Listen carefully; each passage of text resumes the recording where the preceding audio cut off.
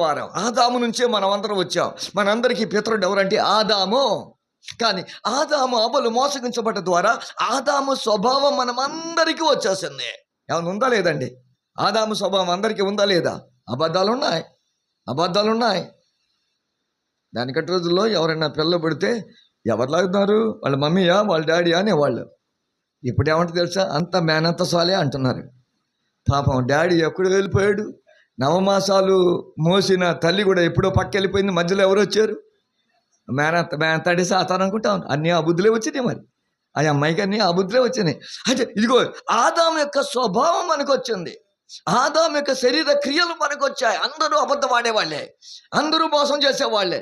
కాకపోతే కొంతమంది బయట చేస్తారు తెలియకుండా, కొంతమంది తెలియచేస్తారు అంతే. ఇగో అందరూ అలాంటి వాళ్ళమే. ఇలాగో మనం పాపములో ఉన్న మనం ఏం చేసింది తెలుసా? యేసు ప్రభువుని నమ్ముకున్నాం. అది మొదటి ఆదాము. కడపటి ఆదాము కిందికి వచ్చేసాం మనం. మన మాట అర్థమవుతుంది? మనం అందరం మొదటి ఆదాము కింద ఉండేవాళ్ళం, శరీరం కింద ఉండేవాళ్ళం, పాపం కింద ఉండేవాళ్ళం, మరణంలో ఉండేవాళ్ళం, చీకటిలో ఉండేవాళ్ళం, శరీర క్రియలు చేస్తూ లోక వ్యామోహాలను ప్రేమిస్తూ ఉండేవాళ్ళం. ఎప్పుడైతే యేసు ప్రభువు నమ్ముకున్నామో ఈ మొదటి ఆదాము నుంచి మనం ఎక్కడికి వచ్చాం? ఇప్పుడు రెండవ ఆదాముకు చెందిన వారిగా అయిపోయినా పాపం నుంచి విడుదల పొందాం. మనంతరం మనం చేసుకోలేం, మన యొక్క పుణ్యకార్యాలు చేసుకోలేం. రక్షణ అంటే ఏంటి తెలుసా? రక్షణ అంటే is a relationship with Jesus Christ. ఇది మంచి క్రియలు చేయటం కాదు, సత్క్రియలు చేయటం కాదు, దానాలు ధర్మాలు పూజలు చేయటం కాదు. మరి యేసయ్యతో ఒక నూతన కనెక్షన్, నూతన జన్మ, నూతన relation. Christianity is not a religion, it's a relationship with God. దేవునితో సంబంధం. నేనేం చెప్తున్నాను? రక్తంతో కడగబడ్డావా? ఆ జీవితం మర్చిపోలేను, ఆ దినం మర్చిపోలేను, ఆ రాత్రిని మర్చిపోలేను, నా పేరు పరలోకంలో జీవగ్రంథంలో రాసిన ఆ సమయం నేను మర్చిపోలేను.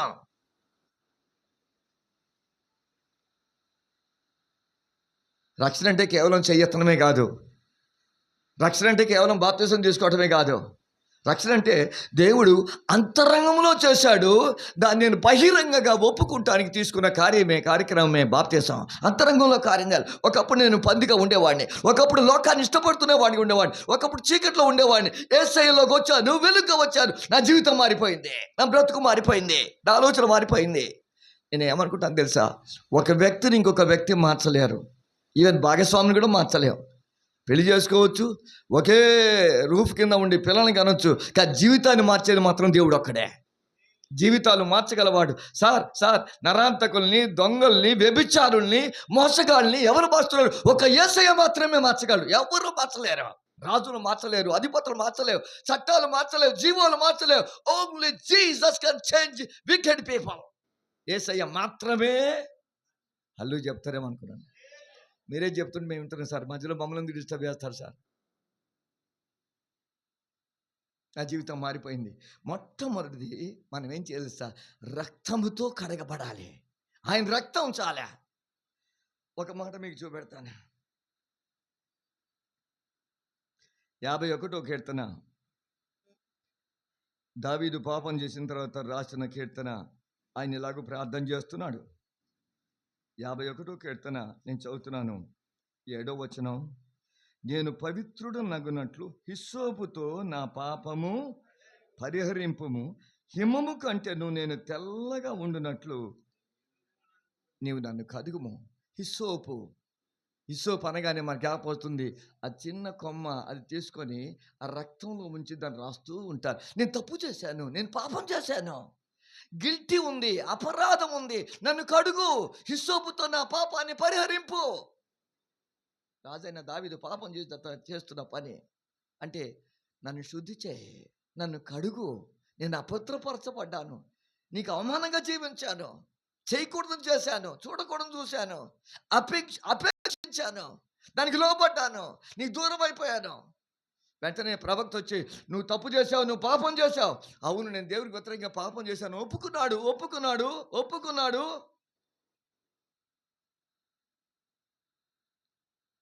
దేవుని సన్నిధిలో జీవించే వ్యక్తి, దేవునితో సహవాసం చేస్తున్న వ్యక్తి కూడా పడిపోయే అవకాశం ఉంది. బైబిల్లో నాకు ఇష్టమైన మాట చాలా ఉన్నాయి. అందులో ఒక మాట రిపెంటెన్స్, మారు మనసు పొందటం.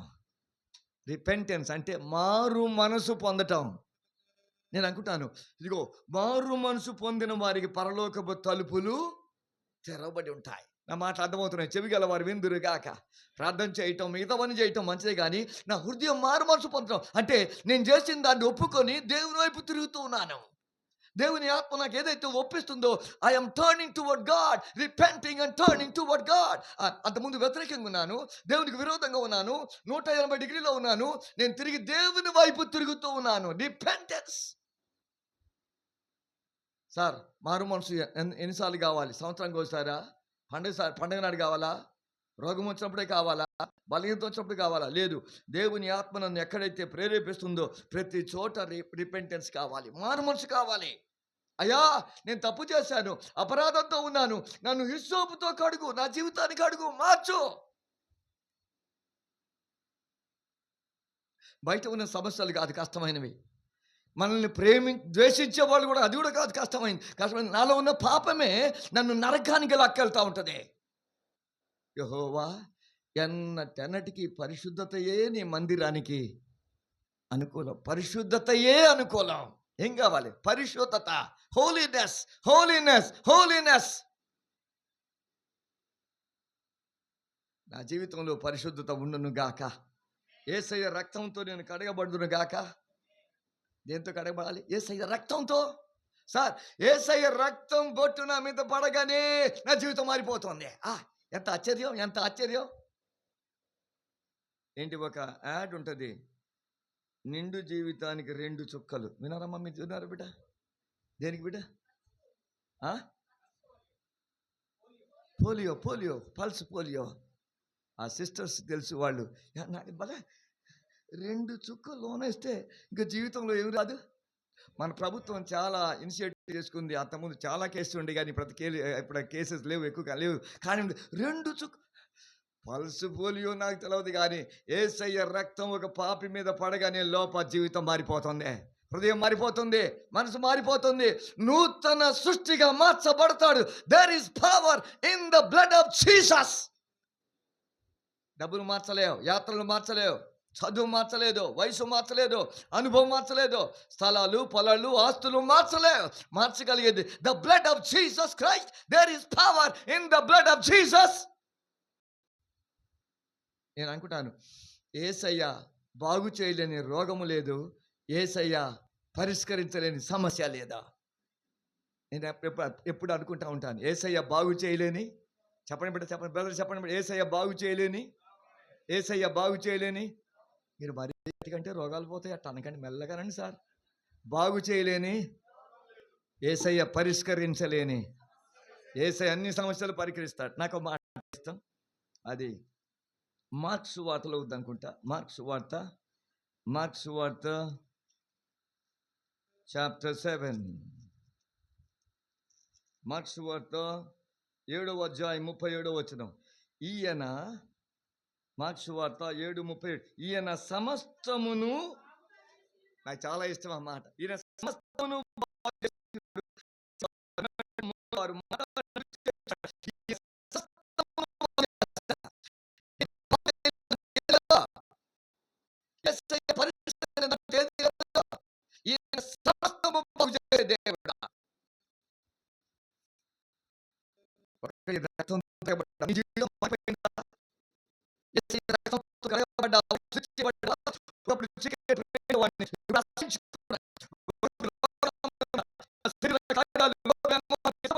ఇప్పుడు అసహించుకుంటున్నాను. అంతకుముందు నాకు సినిమాలు అంటే ఎంత ఇష్టమో, అందులో ఫైటింగ్ సినిమా అంటే ఎంత ఇష్టమో. Boys always they want action, action. కత్తులు, కటార్లు, జానపద సినిమాలు, ఏంటి గండికోట రహస్యం, ఆ కోట రహస్యం. ఆ రోజుల్లో అవి ఉండేది, మేము చదువుకుని 40 సంవత్సరాల కిందట. కానీ అవన్నీ అసహ్యమైపోయింది, అవన్నీ అసహ్యమైపోయింది. అంతకుముందు అయితే ఇప్పుడు కూడా కొంతమంది సిటీలో వాళ్ళ ఇంటికి పోతే గోడ ఎంత పెద్దగా ఉంటుందో టీవీ అంత పెద్దగా ఉంటుంది. It's a status symbol, you know. దాన్ని నేను ఏం పేరు పెట్టుకోవాలి చెప్పలేదు. గోడ టీవీ అని పేరు పెట్టుకున్నాను. ప్లాస్ టీవీ, గోడ టీవీ. ఇప్పటికీ కొంతమంది ఆ కండ్లు పోయేటట్టు టీవీలు చూస్తూ ఉంటారు, సీరియల్ చూస్తూ ఉంటారు.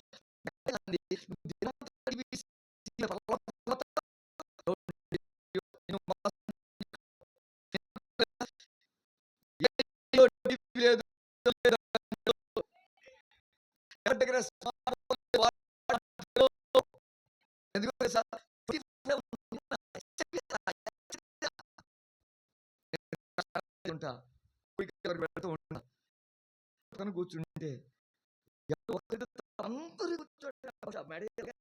ఎవరు పక్కనే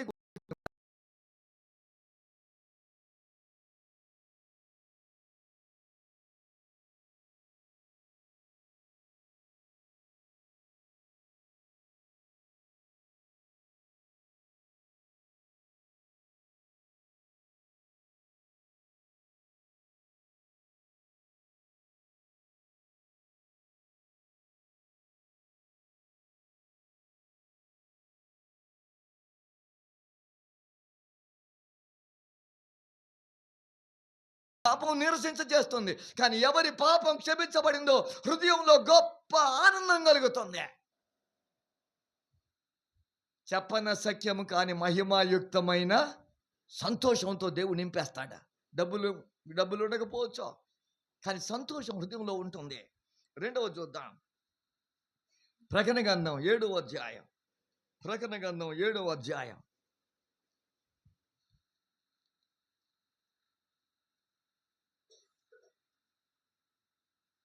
13-14 వచనాలు. 13-14 వచనాలు. పెద్దల్లో ఒకడు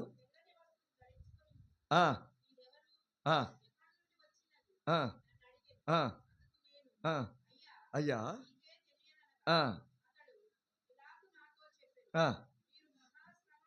వచ్చిన వారు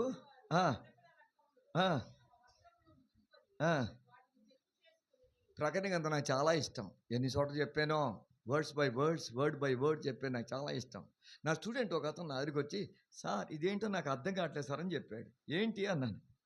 గొర్రెపిల్ల రక్తంలో వస్త్రాలు కడుక్కొని వాళ్ళు తెల్ల చేశారట. రక్తం ఎర్రగా ఉంటుంది కదా సార్, ఆ రక్తంలో బట్టలు ఉతుకుంటే బట్టలు కూడా ఎర్రగా అవుతాయి కదా సార్, మరి తెల్లగా ఎట్లా అయింది సార్?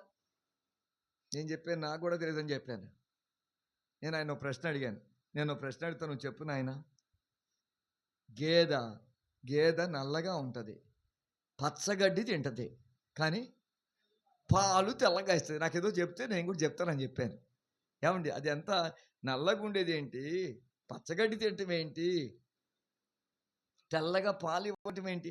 అది మెటాఫర్, ఒక ఉపమానంగా రాయబడి అంతే తప్ప అది నిజమైనది అక్షరార్థం కాదు. యేసయ్య రక్తం పడగానే జీవితం పూర్తిగా మారిపోతుంది. భూలోకంలో శ్రమ పడ్డారు, పరలోకంలో వారు కనపడుతున్నారు. హెబ్రీ పత్రిక చాప్టర్ 9 9వ అధ్యాయం. అక్కడేముందంటే, రక్తము ద్వారానే పాపానికి క్షమాపణ కలుగుతుందని సామాన్యంగా చెప్పవచ్చును. 9:22 9:22 ప్రకారం వస్తువులను రక్తము చేత రక్తము చిందింపబడకుండా పాప క్షమాపణ కలగదో. పాపకి క్షమాపణ ఎలా వస్తుంది? రక్తం చిందించబడాలి. పాత నిబంధనలో జంతువులు, గొర్రెల యొక్క ఆ రక్తంను ఓడ్చి ఆ రక్తాన్ని ప్రోక్షించేవాళ్ళు. ఇదిగో రక్తం నీ మీద ప్రోక్షించబడింది కాబట్టి నీ పాపాలు శుద్ధి చేయబడ్డాయి. అంటే రాబో దినాల్లో దేవుడు ఒక బలియాగం చేస్తాడు. ఆ బలియాగం చూస్తూ వీళ్ళు చేసేవాళ్ళు. కానీ యేసయ్య వచ్చిన తర్వాత యేసయ్య ఒక్కసారి అందరి నిమిత్తమై బలియాగమయ్యాడు, అందరి నిమిత్తమై ప్రాణం పెట్టాడు. కనుక యేసయ్య రక్తం ద్వారానే మనకు పాప క్షమాపణ కలుగుతూ ఉంది. నేనేమనుకుంటాను తెలుసా, ఎవరి పాపాలు క్షమించబడ్డాయో వాడే ధన్యుడు. చదువు ఉన్నవాడు కాదు, ఆస్తి ఉన్నవాడు కాదు. నేను అడిగే మరొక ప్రశ్న, ₹1,00,00,000 ప్రశ్న ఏంటో తెలుసా? నేను చచ్చిపోయినాక నిత్యత్వం ఎక్కడ గడుపుతావు? ఈ లోకంలో ఉండటానికి ఒక ఇల్లు కావాలి, ఇవన్నీ కావాలి, నేను వద్దంటలేదు. కానీ చచ్చిపోయిన తర్వాత నిత్యత్వం ఉంది. నా శరీరం మట్టిలో కలిసిపోతుంది, నా ఆత్మ నిరంతరం ఉంటుంది. అది ఎక్కడ గడుపుతుంది? నిత్య అగ్నిలో గడుపుతానా, లేక దేవుని సన్నిధిలో గడుపుతానా? అందరూ కూడా ఈ భౌతిక శరీరాన్ని గురించి ఎంత ప్రయాసపడుతున్నారో, ఎంత కష్టపడుతున్నారో. ఆఫ్టర్ ఆల్ 100 సంవత్సరాలు బతుకమో లేదో, ఎప్పుడేముందో తెలియదు. ఈ అనిశ్చితమైన దీని కొరకు ఎంత ప్రయాసపడుతుంటున్నారో. కానీ నిశ్చయంగా ఉండే ఆత్మ కొరకు ఎవరు ప్రయాసపడలేదు. ఈ శరీరం కొరకు, ఈ బట్టల కొరకు ఎంత వెల, ఎంత డబ్బులు, ఎంత టైం స్పెండ్ చేస్తున్నాం. కానీ లోన ఆత్మ ఉంది తెలుసా? నిత్యము నిలిచే ఆత్మ. ఆత్మ కొరకు మనం ప్రయాసపడుతూ ఉన్నామా? పాప క్షమాపణ కలిగిన వాడే ధన్యుడో. కొలస్సీ పత్రిక చాప్టర్ 1.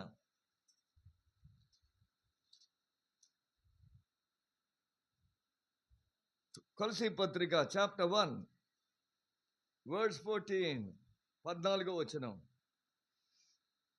1:14 కొలస్సీ. ఆ కుమారుని యందు మనకు విమోచనము అనగా, నాకు కొన్ని మాటలు వచ్చాయి ఇక్కడ. విమోచనము కొత్త మాట, రిడెంప్షన్. విమోచనము అనగా అక్కడే అదేంటో ఉంది, పాప క్షమాపణ. ఎవరి ద్వారా పాప క్షమాపణ కలుగుతుంది?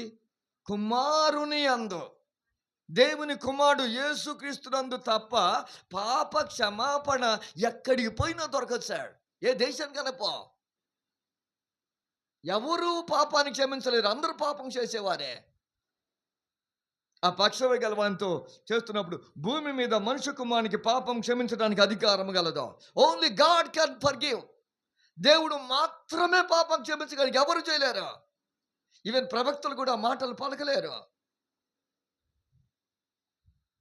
ఆయన కుమారుని యందు పాప క్షమాపణ.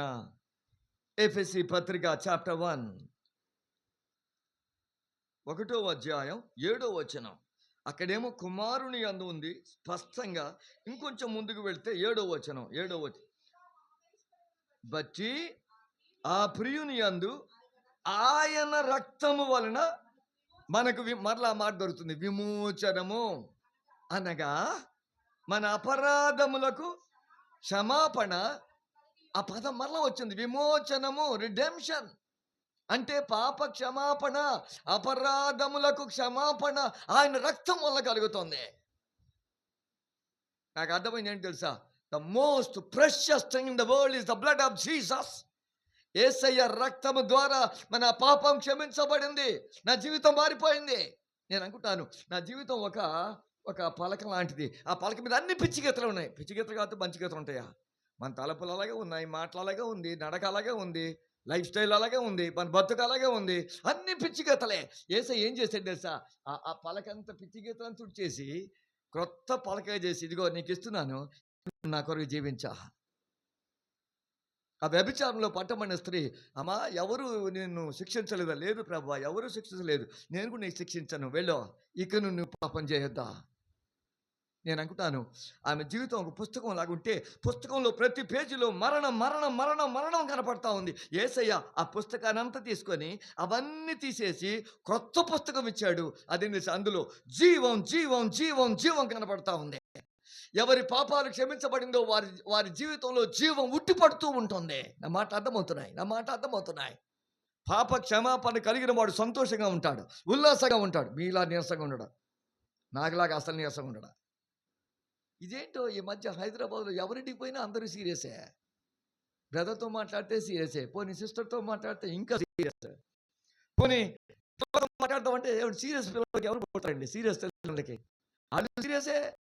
నేను అప్పుడు ఉంటాను, నా పిల్లలకి వారికి వియ్యంగా కొందాక వీళ్ళని తీసుకువెళ్ళి వాళ్ళు పడితే వీళ్ళు కూడా ఏమైపోతారు? వీళ్ళు సీరియస్ అయిపోతారు కదా. పాప క్షమాపణ కలిగితే సంతోషం, ఆనందం, ఉల్లాసం. ప్రకటన గ్రంథంలో మరలా వస్తాం. 1వ అధ్యాయం 6వ వచనం. మనలను ప్రేమించుచు విడిపించిన వానికి మహిమయు ప్రభావమును యుగ యుగములకు కలుగునుగాక. మహిమయు ప్రభావమును యుగ యుగములకు. విడిపించిన వానికి దగ్గర కింద ఉంది ఫుట్ ప్రింట్లో ఉంది. చదువు ఆయన, అది కింద మీ ఫుట్ ప్రింట్లో ఉంది. అది విడిపించిన వానికి,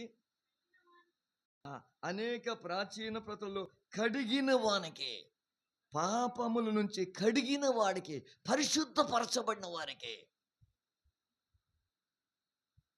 రక్తము ద్వారా శుద్ధి, రక్తము ద్వారా పరిశుద్ధత. 1 కొరింథీ 6వ అధ్యాయం మొదటి కొరింథీ 6:11. గాని కడగబడి పరిశుద్ధపరచబడిన వారై, ఏమండి, ఒకప్పుడు అబద్ధం ఆడేవారిగా ఉన్నాం, ఒకప్పుడు దేవునికి విరుద్ధంగా ఉన్నాం, ఒకప్పుడు చీకట్లో ఉన్న వారికి ఉన్నవారు, శరీర క్రియలు జరిగించే వారికి ఉన్నాం. కానీ ఇదిగో ఆత్మయందు మీరు కడగబడ్డారు, పరిశుద్ధపరచబడ్డారు, నీతిమంతులుగా. రక్తంతో కడగబడ్డామా? నా జీవితం మారిపోయిందా? నా బ్రతుకు మారిపోయిందా? దేవుడు అంటే నాకు ఇష్టం కలిగిందా? నేను ఒక నూతన వ్యక్తిగా మార్చబడ్డానా? జకర్యా గ్రంథం 13వ అధ్యాయం. జకర్యా గ్రంథం 13వ అధ్యాయం 13వ అధ్యాయం మొదటి వచనం. ఆ దినమున పాపమును అపవిత్రతను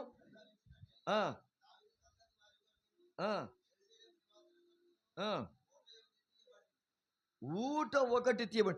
ఇది ఏం చెప్తారంటే భక్తులు, యేసయ్య యొక్క శిలువ మీద ఆయన రక్తము చిందించడం ఒక ఊటతో పోల్చబడింది. ఎందుకు? ఎవరైతే ఆ ఊటలో మునుగుతారో వారి మీదకి దేవుని యొక్క రక్తం వస్తుంది, అది అపవిత్రతను దూరం చేస్తుంది. నేనేం చెప్తూ ఉన్నాను? రక్తము ద్వారా శుద్ధి చేయబడ్డాం, పరిశుద్ధపరచబడ్డాం.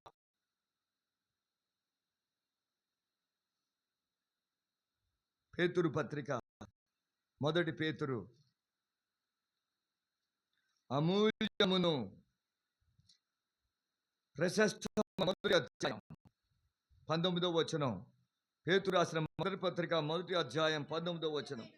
అమూల్యమైన రక్తము చేత, అనగా నిర్దోషమును నిష్కలంకమునకు గొర్రె పిల్ల వంటి క్రీస్తు రక్తము చేత,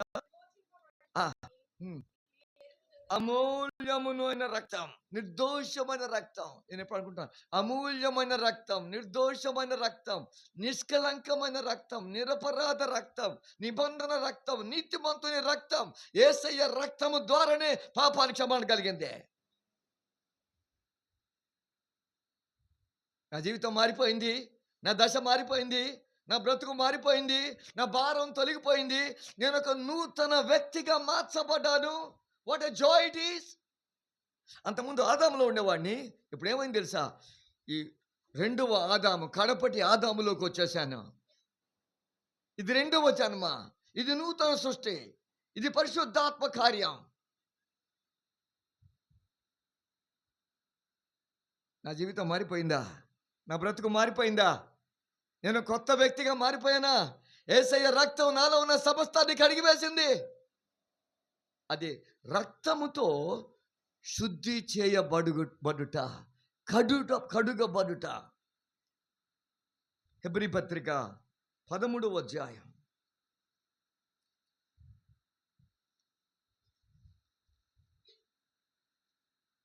12వ వచనం. హీబ్రూస్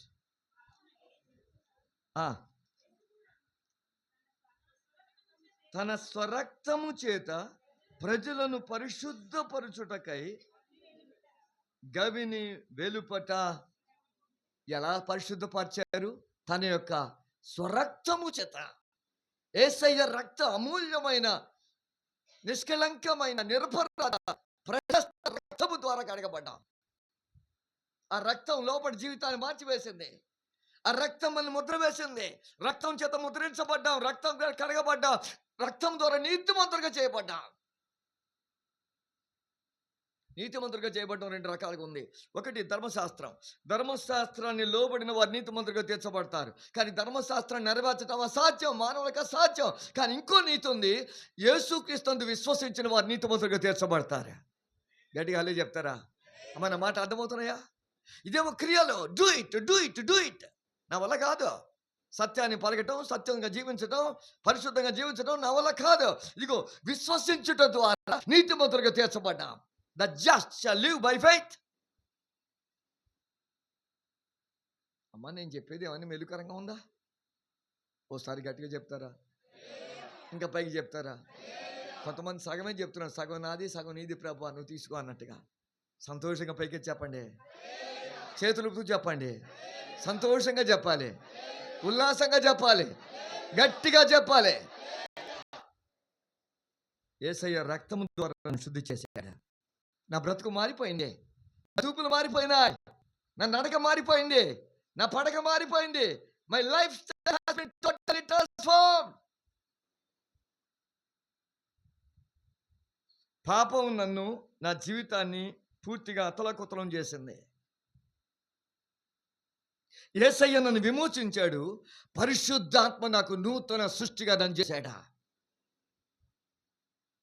తండ్రి అయిన దేవుడు పనిచేశాడు, కుమారుడైన దేవుడు పనిచేశాడు.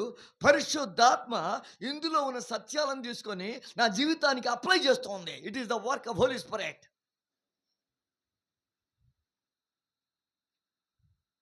ఇంకొంచెం త్వరగా నేను చెప్పాలని ఆశపడుతున్నాను. మొదటిది ఏం చూసాం ఇప్పటిదాకా? రక్తము చేత శుద్ధి చేయబడుట, యేసయ్య రక్తము ద్వారా పరిశుద్ధపరచబడుట. ఇది ఎవ్వరూ చేయలేరు. ఏ ప్రభుత్వం ఏ మనుషులు చేయలేడా?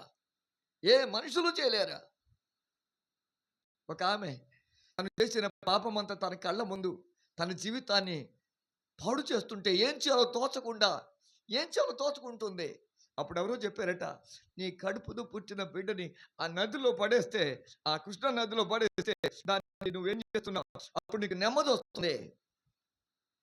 ఆ బాధ తట్టుకోలేక తన కడుపును పుట్టిన చటి బిడ్డ కూడా నదిలో పాడేసిందట. అలాగైనా నా ప్రాణానికి నెమ్మది వస్తుందేమో, అలాగైనా నాకు సమాధానం వస్తుందేమో, నిశ్చేత వస్తుందేమో. బిడ్డ పోయింది. ఏడ్చుకుంటూ తల పట్టుకొని ఏడ్చుకుంటూ కూర్చుంటే ఈ లోపల ఒక అతను పోయి కరపత్రం ఇచ్చాట. అందులో ఏముందంటే, అమ్మా యేసయ్య నీ కొరకు చనిపోయాడు, నువ్వేం చేయాల్సిన పని లేదు, ఆయన విశ్వాసం ఉంచు, నీకు నెమ్మది కలుగుతుంది, నీ పాపానికి క్షమాపణ కలుగుతుంది, నీ మనస్సాక్షి తుచ్చి చేయబడుతుంది, ఇదిగో నమ్ముకుంటే చాలు ఆమె చెప్పిందట. 5 నిమిషాల ముందు వస్తే నా బిడ్డ బ్రతికే. 5 నిమిషాల ముందు వస్తే రక్షణ లేక, ఆనందం లేక, నెమ్మది లేక అన్నీ ఉన్నాయి. అంగట్లో అన్నీ ఉన్నాయట అల్లుడు గారి నోట్లో. మీరు కూడా అనుకుంటారా ఏంటి? అయ్యి బాబాయ్, శని మా దగ్గర అనుకున్నాను. అన్నీ ఉన్నాయి సార్, నెమ్మది లేదు, ఆరోగ్యం లేదు, సమాధానం లేదు. ఒక ఆమంటది, నేను మా ఆడపడుచుతో అస్సలు మాట్లాడను, 10 సంవత్సరాలు అయింది. మీ ఆడపడుచు ఉందా? సచ్చింది, ఎప్పుడో చచ్చిపోయింది. అంటే సచ్చి సాధించడం అంటమే, ఆమె చచ్చిపోయింది. అయినా ఇంకా ఏమనుకుంటుంది, ఆమె మీద నేను కోపం చూపించుకుని కాదు, నాకు నేను నాశనం చేసుకుంటూ ఉన్నాను. The best thing, forgive others. క్షమాపణ చెప్పేసే, ఇచ్చేసే. పొనిలే, మనం ఏం కిరీటంతో పుట్టలేదు, రాజవంశం కాదు, పోతే పోయింది అనుకో, అంతే. అలా చేయటం వల్ల నా శరీరానికి నేను ఎంతో మేలు చేస్తూ ఉన్నాను. Forgive others. యేసయ్య నన్ను క్షమించాడు, నేను కూడా ఇతరులను క్షమించుదును గాక. యేసయ్య క్షమించినట్టు క్షమించుదును గాక. యేసయ్య బ్రతికినట్టు బ్రతుకుదును గాక. యేసయ్య చూచినట్టు. యేసయ్య సినిమాలు ఇప్పుడు యేసయ్య మన ఇంటికి వస్తే సినిమాలు చూస్తూ ఉండేవాడా? సీరియల్ చూస్తూ ఉండేవాడా? ఒక పాస్టర్ ఇంటికి వెళ్ళారట. అమ్మా, కంటికి సర్జరీ అయింది కదా, ఇప్పుడు చూపు మంచిగా కనపడుతుందమ్మా అని అడిగితే, అయ్యగారండి, దేవుని మహాకృప వలన అంతకుముందు వారానికి 3 సినిమాలు 6 సీరియల్ చూసేదాన్ని, ఇప్పుడు 6 సినిమాలు 12 సీరియల్ చూడటానికి నాకు దేవుడు సహాయం చేశాడు. కళ్ళు మాత్రం చూపు బాగా ఎరపడుతుందండి. ఏమండి, కంటి అంత చూపు దీనికేనా? లేదు. యేసయ్య రక్తంతో కడగబడును గాక. నా కంటి నుండి పులుసులు రాలిపోవును గాక, స్కేల్స్ రాలిపోవును గాక. నా కన్నులు దేవుని చూచును గాక, ఆయన్ని చూచును గాక. నా బిడ్డలు దేవునిలో ఉందురు గాక. అమ్మ, నా మాట అర్థమైంది? చాలామంది ఏమనుకుంటారు, బిడ్డలు ఉండాలి చాలు, 5 అంకెల జీతం ఉంటే చాలు, అంతే చాలు. అన్న కాదు, చాలదు. వాళ్ళు దేశాయిలో ఉండాలి, రక్షణలో ఉండాలి, రక్తం క్రిందకుండి రావాలి. రెండవ చెప్పాలి. మొదటిది రక్తముతో శుద్ధి చేయబడుట. రెండవది ఏంటో చెప్తాను. మొదటి అధ్యాయం, యాకోబు పత్రిక 1వ అధ్యాయం 18వ వచనం. 18వ వచనం.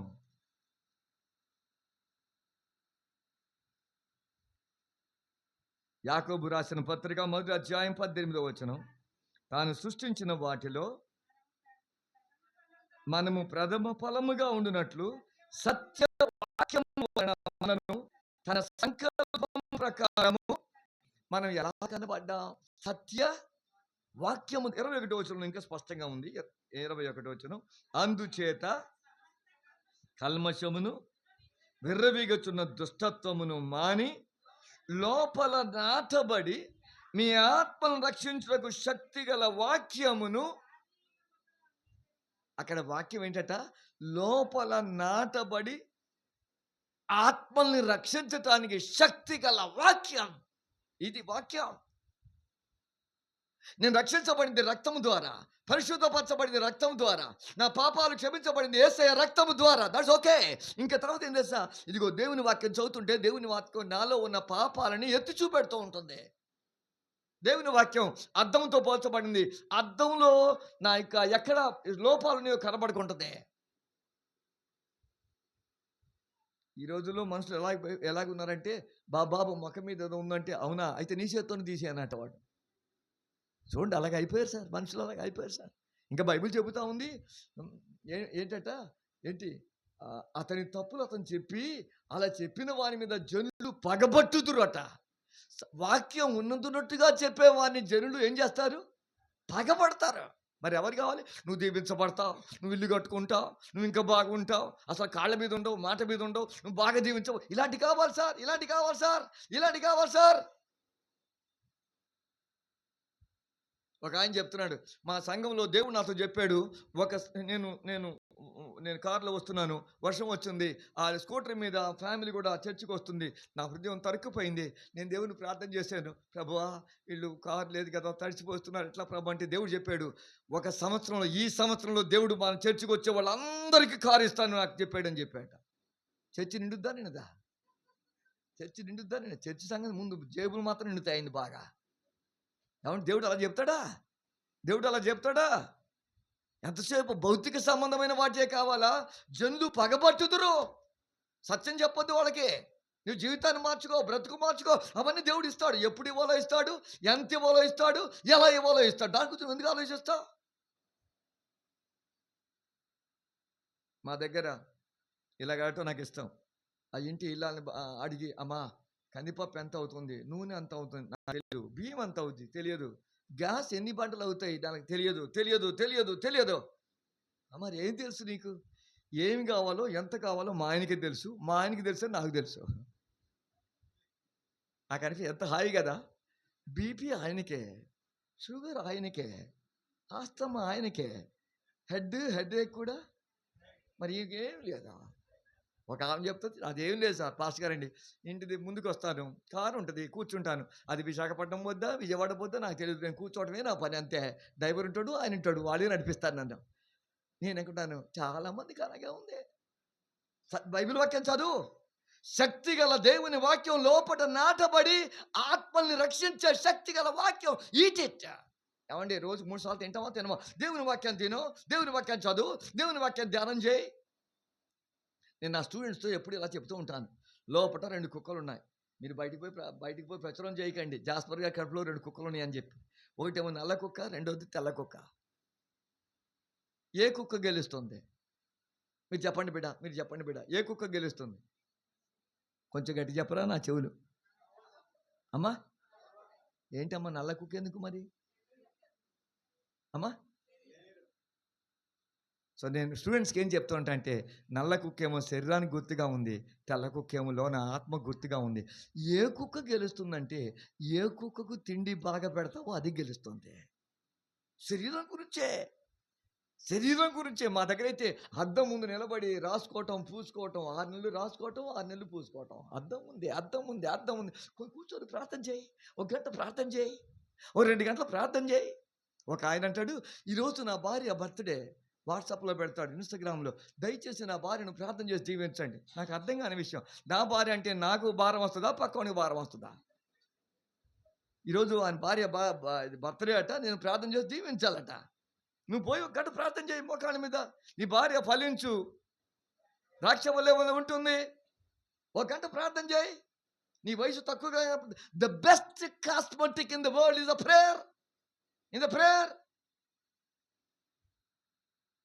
Read the word of God. ఇందులో దేవుని చిత్తం కనపడుద్ది, దేవుని మనసు ఏంటో అర్థమవుద్ది, దేవుని ఆలోచన ఏంటో అర్థమవుద్ది, ఏం చేయాలో ఏం చేయకూడదో దేవుని వాక్యంలో అర్థమవుతుంది. Read the word. ప్రతిరోజు వాక్యం చేత ఏం కావాలి? శుద్ధి చేయబడాలి. ఏమండి, మీకేం బాధలు లేవనుకుంటా, మీ బాధలన్నీ అమ్మగారి అయ్యగారికి ఏమని ఉంటాం. నాకు ఒకసారి బాధ వచ్చి ఏం చేయాలో అర్థం కాకుండా అలా ఏడ్చుకుంటూ కూర్చుంటే దేవుడు నాకు చెప్పాడు, ఎందుకు అట్లా ఏడుస్తున్నావు, నీకు సహాయం చేసేవాడు నేనే. దేవుడు మాట్లాడేవాడా? నేను పూజించే దేవుడు, ప్రకటించే దేవుడు, ఆరాధించే దేవుడు మనతో మాట్లాడేవాడు, మనతో ముచ్చటించేవాడు, మనకి సహాయం చేసేవాడు. నాకు ఇష్టమైన మాట, నీవు నా దాసుడవనియు. ఏషియా గ్రంథం 41వ అధ్యాయం. ఆ మాట నాకు చాలా ఇష్టం. దేవుడు నాకు ఎన్నిసార్లు ప్రార్థనలో చెప్పుకుంటాను, ఎన్నిసార్లు బలపరుచుకుంటాను. నాకు నేనే ఏంటి దుఃఖం వచ్చినప్పుడు, బాధ వచ్చినప్పుడు, ఏం చేయాలో దిక్కు తోచినప్పుడు ఎన్నిసార్లు దేవుడు నాకు ఇచ్చిన వాగ్దానం. 41వ అధ్యాయం ఏషియా 9-10 వచనాలు. బూదిగంతము నుండి నేను పట్టుకొని దాని కొనల నుండి పిలుచుకునేవాడా, నీవు నా దాసుడవనియు, నేను నిన్ను ఉపేక్షించక ఏర్పరచుకుంటున్నాను, నేను నీతో చెప్పి ఉన్నాను, నీకు తోడై ఉన్నాను, భయపడకము, నేను నీ దేవుడునై ఉన్నాను, దిగులు పడకము, నేను నిన్ను బలపరుతును, నీకు సహాయము చేయువాడను నేనే, నీతి అను నా దక్షిణ హస్తముతో నేనేం చెప్తూ ఉన్నాను, నీకు సహాయం చేసేవాడు నేనే. ఎన్నిసార్లు నాకేం చేయాలో తోచనప్పుడు, దుఃఖం మీదికి వచ్చినప్పుడు మేము బయటికి పోయి బాగానే చెప్తాం, సంతోషంగా చెప్తాం, కానీ బాధలు వచ్చినప్పుడు కూర్చొని ప్రార్థన చేస్తే, ఎందుకు ఏడుస్తున్నావు, నేను నీకు సహాయం చేస్తా, నేను తోడుగా ఉంటా. 32వ అధ్యాయం కీర్తనల గ్రంథం 32వ కీర్తన వర్స్ 8, 32:8. నీకు ఉపదేశం చేసేదను, నీవు నడవలసిన మార్గాన్ని నీకు బోధించదును, నీ మీద దృష్టి ఉంచి. దేవుడు 3 పనులు చేస్తాడు. ఉపదేశం చేస్తాను, నీకు బోధిస్తాను, నీకు ఆలోచన చెప్తాను. అయ్యి బాబోయ్, ఇంకా నాకు ఇంకేం కావాలి చెప్పండి సార్. నాకు ఉపదేశం చేస్తాడు, నాకు బోధిస్తాడు, నాకు ఆలోచన చెప్తాడు. ఏం చేయాలి, నేను ఎలా చేయాలి, ఎలా ముందుకు వెళ్ళాలి, నాకు దిక్కు తోచగా ఉంది. నీకు ఉపదేశం చేస్తాను, నీవు నడవలసిన మార్గాన్ని బోధిస్తాను, నీ మీద దృష్టి ఉంచి నీకు ఆలోచన చెప్పే దేవుడు. నేనేం చెప్తున్నాను, వాక్యం చదువుతున్నప్పుడు వాక్యం నీతో మాట్లాడుతుంది. నేను అనుకుంటాను, క్రైస్తవ జీవితం అంటే టాక్ టాక్ టాక్. మొదటిది దేవునితో మాట్లాడటం, టాక్ అంటే ప్రార్థన చేయటం. ఏమండి, రక్షించబడిన వాడు ప్రార్థన చేయకుండా ఉండలేడు. నా మాట అర్థమవుతున్నాయి. రక్తముతో కడగబడిన వాడు, పాప క్షమాపణ కలిగిన వాడు, పరిశుద్ధాత్మతో నింపబడిన వాడు ప్రార్థించకుండా ఉండలేడు. ఏమండి, గాలి పీల్చుకోకుండా ఉండగలమా? ఉంటే ఏమైపోతుంది, చచ్చిపోతాం. మటాష్. ప్రార్థన అలాగే ఊపిరి. అది దేవునితో మాట్లాడతాం. రెండోది, నా దేవుడు సజీవుడు కనుక దేవుడు నాతో మాట్లాడతాడు. అది 1 వే కాదు, ఇట్స్ 2 వే ట్రాఫిక్. ఆ దేవుడు నాతో మాట్లాడతాడు. ఏం చేయాలో, ఏం చేయకూడదో ఆలోచన ఇస్తాడు, ఉపదేశం చేస్తాడు, బోధిస్తాడు, నడిపిస్తాడు. రెండవది, దేవుడు నాతో వాక్యం ద్వారా మాట్లాడతాడు. ఎక్కువగా స్వరం ద్వారా, దర్శనం ద్వారా, ప్రవచనం ద్వారా, ఎలాగైనా దేవుడు అర్థమైతే ఎలాగైనా మాట్లాడతాడు. నేను సిద్ధంగా ఉంటే ఎలాగైనా దేవుడు నాతో మాట్లాడతాడు. రెండవది. మూడవది, దేవుడు నాతో మాట్లాడింది ఇతరులతో పంచుకోవాలి. అది 3వ టాక్, అంటే సాక్ష్యం చెప్పటం. నా మాట అర్థమవుతున్నాయి. దేవునితో మాట్లాడటం, ఆయన మనతో మాట్లాడటం, దేవుడు మనతో మాట్లాడింది ఏం చేయాలి, ఇతరులతో మాట్లాడటం, సాక్ష్యం చెప్పటం. వాక్యం చదువుతున్నావా? వాక్యం నాతో మాట్లాడుతుంది. ప్రతిరోజు చదువు, ప్రతిరోజు ధ్యానం చేయి, ప్రతిరోజు ఎలాగైతే భోజనం చేస్తానో శరీర పోషణకై, ఆత్మ ఉంది, ఆత్మ అభివృద్ధికి రోజు వాక్యం చదువు, వాక్యంలో ఆనందించు. నాకు ఆ మాట చాలా ఇష్టం. అతడు నీటి కాలు నాటబడిన చెట్టు వలె ఉంటాడు, అతడు చేయనిదంతయు. నాకు ఆ మాట చాలా ఇష్టం. కానీ ప్రాబ్లం ఏంటంటే, అతడంటే ఎవరు? నేను పెట్టుకుంటా జాస్పర్ అని. అతడంటే ఎవరు తెలుసా? జాస్పరే. మిమ్మల్ని పెట్టే ధైర్యం నాకు లేదు, మిమ్మల్ని మీరే పెట్టుకోండి. అతడు చేయనిదంతయు. అతడు ఏం చేస్తున్నాడు తెలుసా? ఏం చేయట్లేదో ముందు చెప్పాడు. దుష్టుల ఆలోచన నడవక, నిలవక, కూర్చుండక మరేం చేస్తున్నాడు? Delighting and meditating. యెహోవా ధర్మశాస్త్రమందు ఆనందించుచు దివారాత్రులు 2 పనులు చేయాలి. డిలైట్ అంటే ఆనందించాలి. దేంట్లో ఆనందించాలి? బైబిల్ చోటు యందు. దేంట్లో ఆనందించాలి? బైబిల్ ఇష్టపడు, దేవునితో మాట్లాడే దేవుడు. ఆనందించటం. రెండవది ధ్యానించటం. నీ మనసులో వాక్యం ఉండాలి. వాక్యంతో నింపుకో. హెడ్ఏక్ అంతా పోతుంది, మైగ్రేన్ పోతుంది అంతే. నేను చోట కూడికి వెళ్ళాను. సాయంకాలం కూడికి ఉంది. ఆ ఇంటిలో ఒక ఆమె ఉంది. +2 చదువుతుందో ఏమో, ఇలాగుంది. నేను ఆ బిడ్డను పిలిచాను, నా పక్కన కూర్చోబెట్టాను. టెల్ మీ యువర్ నేమ్ చెప్పింది. బిడ్డ ఎందుకు అట్లున్నావు? నాకు మైగ్రేన్ అంకుల్ అంది. మైగ్రేన్ అంటే ఏంటో నాకు తెలియదు, చెప్పవా అన్నాను. మైగ్రేన్ అంటే అంకుల్, తల మీద ఒక్కొక్క ఎంటుక, మీలో ఎవరికైనా మైగ్రేన్ ఉందమ్మా? మైగ్రేన్ ఉంది ఎవరికైనా? లేదు. గాడ్ బ్లెస్ యూ, దేవుడి మేము దీవించను కాక. ఒక్కొక్క ఎంటుక లోన పట్టుకొని పీకితే ఎలా ఉంటుందో, బయటికి లాగితే అలాగ భయంకరంగా ఇదంతా నొప్పి వచ్చేస్తుంది అంకుల్. అందుకే తల ఇప్పుడు ఇలాగైపోయింది. నేను చెప్పాను, దేవుడు నన్ను బాగు చేశాడు, దేవుడు నిన్ను కూడా బాగు చేస్తాడు. మైగ్రేన్ కాదు, నన్ను బాగు చేశాడు. ఆ దేవుడు సజీవుడు. నేను ప్రార్థన చేస్తాను, నువ్వు బాగైపోతావు. నేను ఏదో గొప్ప స్వస్థత వరంగా వెళ్ళమని చెప్పడం లేదు, జరిగింది చెప్తూ ఉన్నాను. కానీ నువ్వు ఒక మాట ఇవ్వాలి. ఏం తెలుసా? రోజు 2 పనులు చేయాలి. 1, దేవునికి ప్రార్థన చేయాలి. 2, క్రమం తప్పకుండా దేవుని వాక్యాన్ని చదవాలి. నేను చేస్తాను అంకల్. చిన్న ప్రార్థన చేశాను అంతే. ఆ అమ్మ ముఖంలో ఎంత కాంతి వచ్చిందంటే, వాళ్ళ బంధువు ఒక ఆయన వచ్చి, ఇదేంటి నిన్న మొన్న ఈ అమ్మాయి తలకాయ ఉంచుకొని కింద ఉండేది, ఈరోజు ఇంత హ్యాపీగా ఉంది, ఇంత హ్యాపీగా ఉంది, ఇంత హ్యాపీగా ఉంది. There is power of healing in the word. 107వ కీర్తన 20వ వచనం. సామ్స్ 107 20వ వచనం. ఆయన తన వాక్కును పంపి వారిని బాగు చేసెను. ఆయన వారు పడిన గుంటల్లో నుండి వారిని, he sent his word and healed them. ఎలా బాగు చేశాడు? తన వాక్కును పంపి. అమ్మ, నా మాట అర్థమవుతుంది. There is healing, there is blessing, there is strength in the word. ఆరాధనకు ఒక యవనస్తుడు వచ్చాడు. ఆరాధనకు ముందే పాస్టర్ గారికి వచ్చి, అయ్యా నాకు సమస్యలు ఉన్నాయి, బాగలేదయ్యా, అనారోగ్యం ఉంది, ప్రార్థన చేయండి. పాస్టర్ గారు చెప్పారు, నానా నువ్వు కూర్చో, ఆరాధన అవుతుంది, ఆరాధన అయినాక ఆ రోజు కొరకు ప్రత్యేకంగా ప్రార్థన చేస్తాను, నీ కొరకు కూడా ప్రార్థన చేస్తాను. కూర్చున్నాడు. వాక్యం అయిపోయింది. ఆ తర్వాత కొద్దిమంది వచ్చి ఆయన ప్రార్థన చేసుకుంటారు. ఈ యవనస్తుడు లేచి వెళ్ళిపోతున్నాడు. పాస్టర్ గారు పిలిచారు, అయ్యా అయ్యా అయ్యా అయ్యా ఒక్క నిమిషం, నీకు బాగాలేదు కదా, ప్రార్థన చేసుకుంటా అని చెప్పి ఎందుకు వెళ్ళిపోతున్నావు? అయ్యా నాకు ఇప్పుడు అవసరం లేదు. అదేంటి, నువ్వు బాగాలేదు కదా, ప్రార్థన చేయమని చెప్పావు కదా.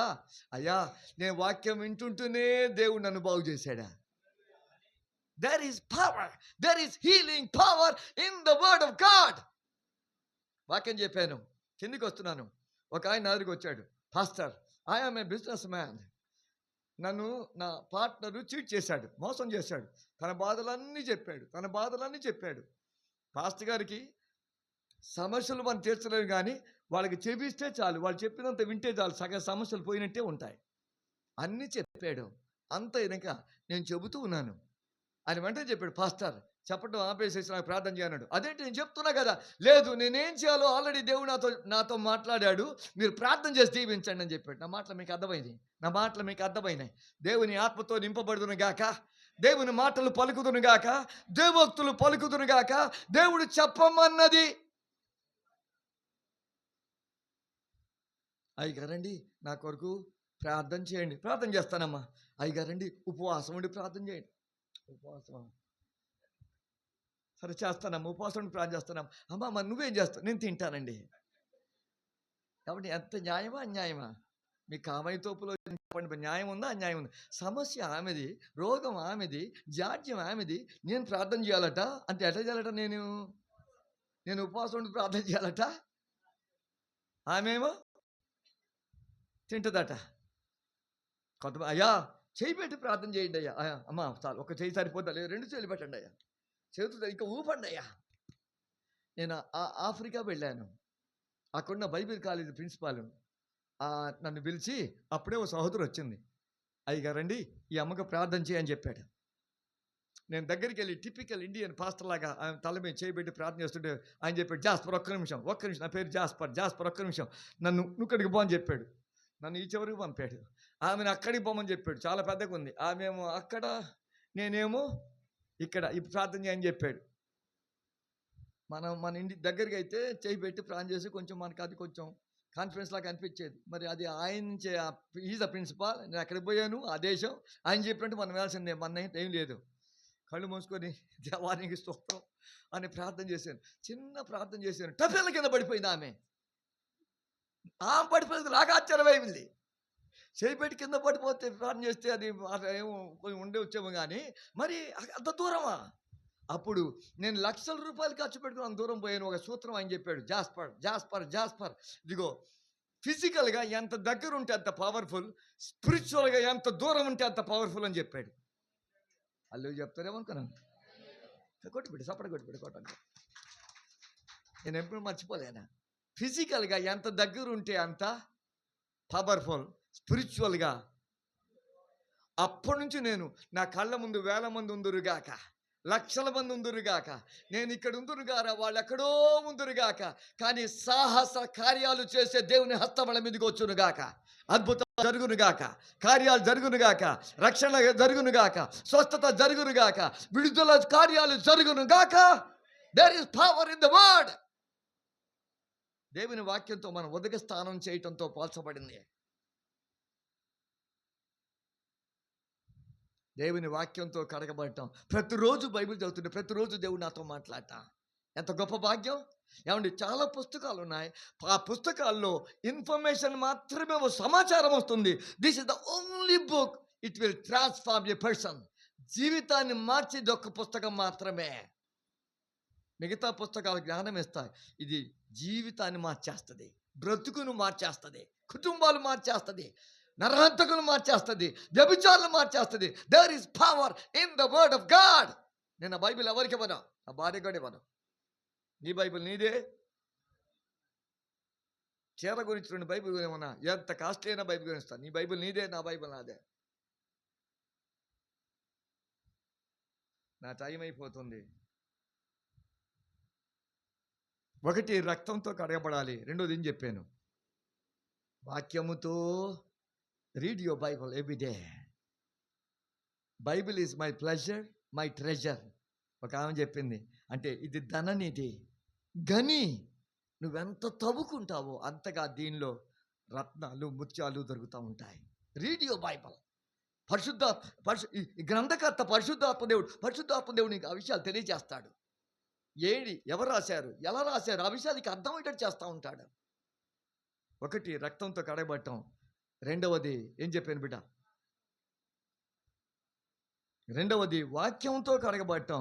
3వది చెప్పి నేను ముందుకెళ్ళిపోతాను. తీతు రాసిన పత్రిక 3వ అధ్యాయం 5వ వచనం. తీతు రాసిన పత్రిక 3వ అధ్యాయం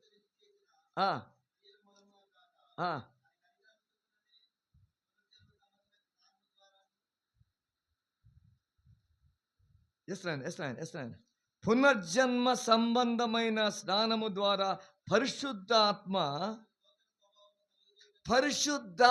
ద్వారా మనకు నూతన స్వభావం కలుగు చేయబడుతుంది.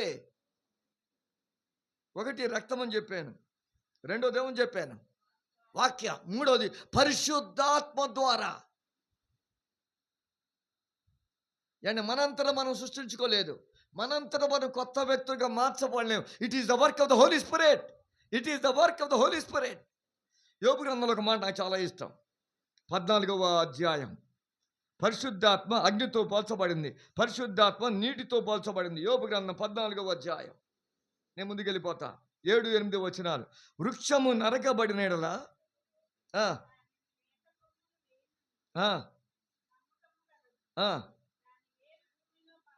పాతదైపోయినను, చీకిపోయినను నీటి వాసన మాత్రము చేత. నాకు ఆ మాట చాలా ఇష్టం. నీటి వాసన. సార్, అది చీకిపోయినా, అది పాతదైపోయినా, అది నరకబడినా ఆ నీటి వాసన వస్తే చాలట. నీరు దేనితో పోల్చబడింది తెలుసా? Holy Spirit, Holy Spirit, Holy Spirit, Holy Spirit. పరిశుద్ధాత్మ దేవుడు అనుదినం నాతో ఉండి ఏం చేయాలో ఏం చేయకూడదో తెలియజేస్తూ ఉంటుంది. పరిశుద్ధాత్మ దేవుడు ఏం ఆలోచన ఇస్తూ ఉంటుంది. పరిశుద్ధాత్మ దేవుడు ఆలోచనకర్త. నీటి వాసన మాత్రము చేత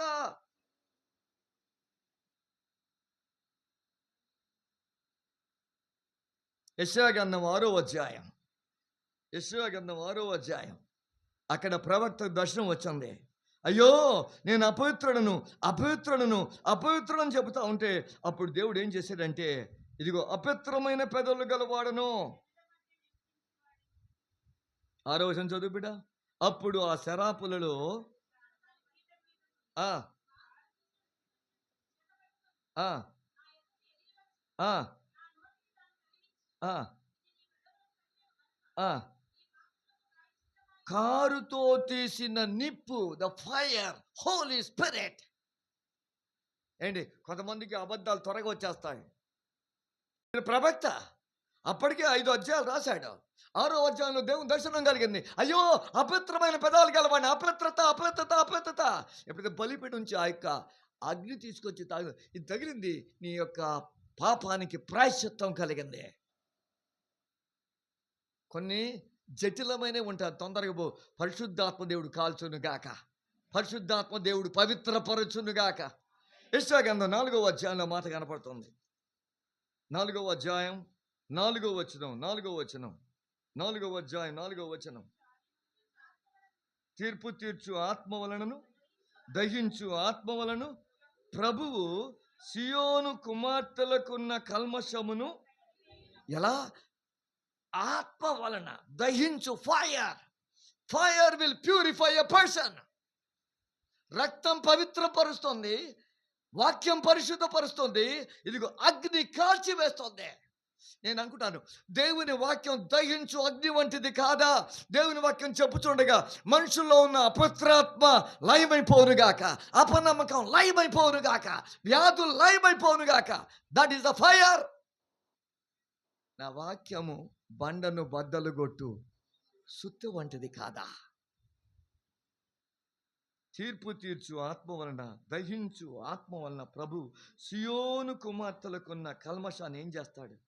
కడిగి వేస్తాడు, కడిగి వేస్తాడు, కడిగి వేస్తాడు. 11వ అధ్యాయం ఇదే పుస్తకంలో 2వ వచనం. దేవుని ఆత్మ ఏం చేస్తుందో, ఏమేం చేస్తుందో. యెహోవా ఆత్మ జ్ఞాన వివేకములకు ఆధారమగు ఆత్మ, తెలివిని యెహోవా ఎడల భయభక్తులను పుట్టించు ఆత్మ అతని మీద ఆత్మ నిలిచి. సార్ నీకేం కావాలి? నాకు దేవుని ఆత్మ ఉంటే చాలు, అభిషేకం ఉంటే చాలు, దేవుని ఆత్మతో నింపబడితే చాలు. దేవుని ఆత్మ నన్ను కడుగుతూ ఉంటుంది, ఏం చేయాలో చెబుతూ ఉంటుంది, నాకు బోధిస్తూ ఉంటుంది. ద్వితీయోపదేశకాండం 9వ అధ్యాయం, ద్వితీయోపదేశకాండం 9వ అధ్యాయం. నేను ముగించేస్తున్నా. ఇందాక నుంచి అట్లాగే చెప్తున్నా, పాస్టర్ ముగిస్తా అని చెప్పని ముగిస్తాను, ముగించట్లే నువ్వు. 9వ అధ్యాయం 21వ వచనం. అనగా ఆ దూడను నేను పట్టుకొని అగ్నితో దానిని కాల్చి నలుగగొట్టి మెత్తగా నూరి కొండ నుండి పారు ఏటిలో వాళ్ళు దూడ చేశారు, దూడకు ఆరాధన చేస్తున్నారు, డాన్స్ చేస్తున్నారు, మ్రొక్కుతూ ఉన్నారు. మోషే ఆ దూడను ఏం చేసేట? అగ్నితో కాల్చివేసి. సార్ లోపటి ఇంకా అలాగే ఉన్నాయా కొన్ని? కొందరు లేట్ వస్తారు సార్, లేట్ రాకూడదు. కొందరు అలక్ష్యం ఉంటుంది సార్, అలక్ష్యం ఉండొద్దు. దేవుడు అంటే ఇష్టం ఉండాలి. ఏమండి, ప్రయాణం చేసేటప్పుడు ముందుంటామా ఉండవా? ట్రైన్ అయిపోయినాక మనం పోతే ఏం లాభం? సూట్ చేసి సర్దుకొని అన్నిటికీ ముందుంటామే. మరి దేవుని కార్యాలకి మనం ఎందుకు ముందు ఉండకూడదు? అలక్ష్యం ఉండకూడదు, నిర్లక్ష్యం ఉండకూడదు. దేవుడు అంటే ఇష్టం, బైబిల్ అంటే ఇష్టం, ప్రార్థన అంటే ఇష్టం, మందిరం అంటే ఇష్టం, సేవకులు అంటే ఇష్టం. పరిశుద్ధాత్మ దేవుడు కార్యాన్ని జరిగించేవాడు. 1 యోహాను పత్రిక ఆఖరిని ముగించేస్తున్నాను. 5వ అధ్యాయం ఇదిగో సాక్ష్యం ఇచ్చేది 7వ వచనం, 6, 7 వచనాలు. 6, 7. నీళ్ల ద్వారాను రక్తము ద్వారాను వచ్చిన వాడు ఈయనే, అనగా యేసుక్రీస్తే. ఈయన నీళ్లతో మాత్రమే గాక నీళ్లతోనూ రక్తముతోనూ వచ్చెను. ఆత్మ సత్యము గనుక సాక్ష్యమిచ్చువాడు ఆత్మయే. 7వ వచనం. సాక్ష్యమిచ్చువారు ముగ్గురు, అనగా ఆత్మయు నీళ్లును రక్తమును. ముగ్గురు నా పాపాలు క్షమించబడాలంటే రక్తము ద్వారా, ఇంకా వాక్యము ద్వారా, ఇంకా ఆత్మ ద్వారా నాకు సాక్ష్యం ఇచ్చును గాక. నేను పరిశుద్ధపరచబడును గాక. యేసయ్య కొరకు లోకంలో మండుతూ ప్రకాశించుదును గాక. ఆయన కొరకు ఇదిగో ఆ కుమారి, ఇది నీ టైం. నేను చెప్తున్నాను, ఈ రాత్రి ఆయన వస్తాడు. నువ్వు స్నానం చేసి పరిశుద్ధంగా ఉండు. అపవిత్రత ఉండొద్దు, కల్మషం ఉండొద్దు, అజాగ్రత్త ఉండొద్దు, నిర్లక్ష్యం ఉండొద్దు. ఇంకో మాట మీకు చెప్పాలనిపిస్తుంది. 2వ కొరింథీ 7వ అధ్యాయం. 2వ కొరింథీ 7వ అధ్యాయం 7వ అధ్యాయం 1వ వచనం. 2వ కొరింథీ 7వ అధ్యాయం 1వ వచనం. ప్రియులారా, మనకు ఈ వాగ్దానాలు ఉన్నవి గనుక దేవుని భయముతో పరిశుద్ధతను సంపూర్తి చేసుకొనుచు శరీరమునకును ఆత్మకును కలిగిన సమస్త కల్మషము నుండి రక్తము ద్వారా, ఇంకా వాక్యము ద్వారా, ఇంకా పరిశుద్ధ ఆత్మ ద్వారా పరిశుద్ధపరుచుకొందుముగాక. తల్లు వంచండి, చిన్న ప్రార్థన చేస్తాను. ప్రేమ నమ్మకం గల మా తండ్రి, అలనాడు రూతు జీవితాన్ని దీవించారు ప్రభువా.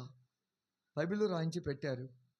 మోయాబీరాలు 10 తరాల వరకు కూడా దేవుని సన్నిధిలో రావద్దు, సంఘాన్ని నుంచి వెలివేయబడింది, సమాజానికి వెలివేయబడింది. కానీ అత్తను ప్రేమించి హత్తుకొని ఇజ్రాయేలుడైన యెహోవా కిందికి వచ్చినప్పుడు నీవు ఆ బిడ్డను నాయన ఇదిగో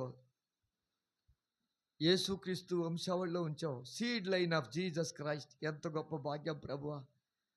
మీరు అక్కడ కొరకు మేము కూడా పరిశుద్ధంగా జీవించటానికి, పరిశుద్ధంగా బ్రతకటానికి, మీ గురించి సాక్ష్యం చెప్పటానికి, మిమ్మల్ని హత్తుకుంటానికి, మీ మాటలు లోబడటానికి, మీరు చెప్పింది చేయటానికి, విధేయత కలిగి ఉండటానికి సహాయం చేయండి. ప్రియ పరిశుద్ధ ఆత్ముడా, అపవిత్ర without holiness no one can ever see God. పరిశుద్ధత లేకుండా ఎవడు దేవుని చూడలేడు. పరిశుద్ధత కలిగి నీలో ముందుకు సాగే కృప బిడ్డలందరికీ దయచేయండి. బిడ్డలు దీవించు, మీ కృపకు అప్పగిస్తూ యేసు నామములో ప్రార్థించుచున్నాము తండ్రి. ఆమేన్, ఆమేన్.